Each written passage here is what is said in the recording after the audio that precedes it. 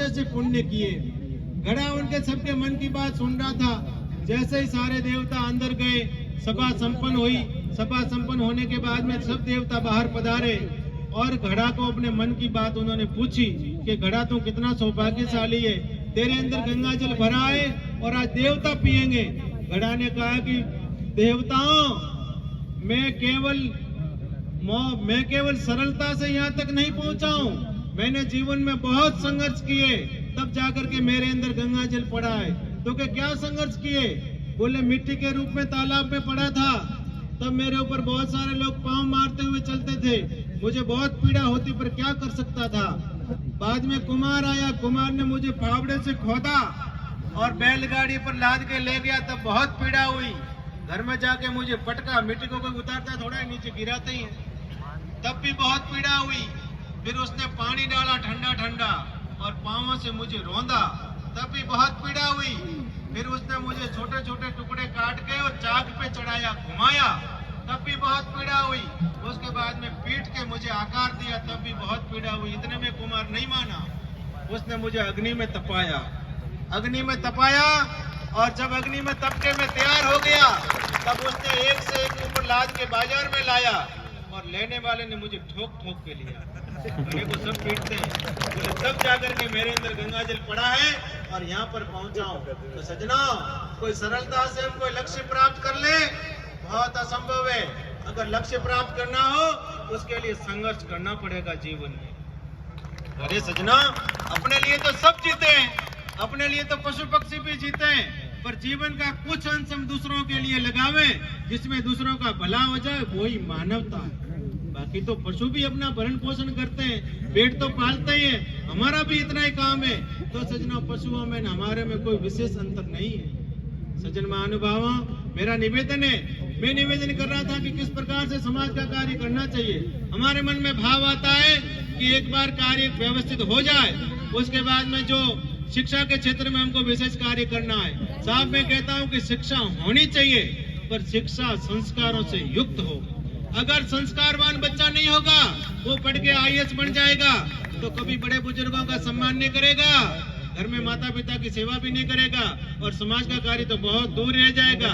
समाज के लोग मिलने जाएंगे तो पहले से कहेगा कि नहीं नहीं, अंदर आना ही नहीं है। इसलिए संस्कार युक्त शिक्षा हो।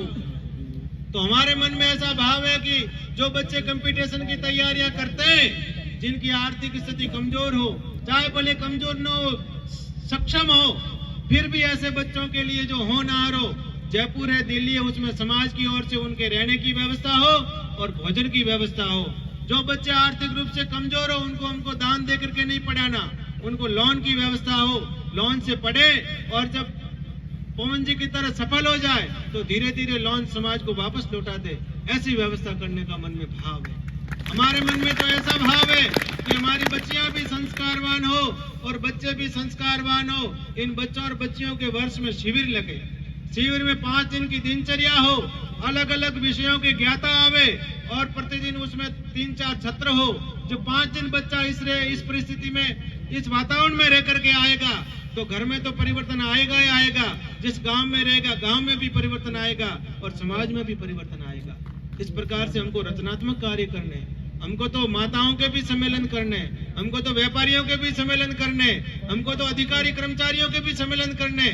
वो समय समय पर ऐसे होते रहने चाहिए, जिससे समाज में क्या कमियां हैं और क्या अच्छाइयां हम ला सकते हैं, इन पर गहनता से चिंतन किया जा सके।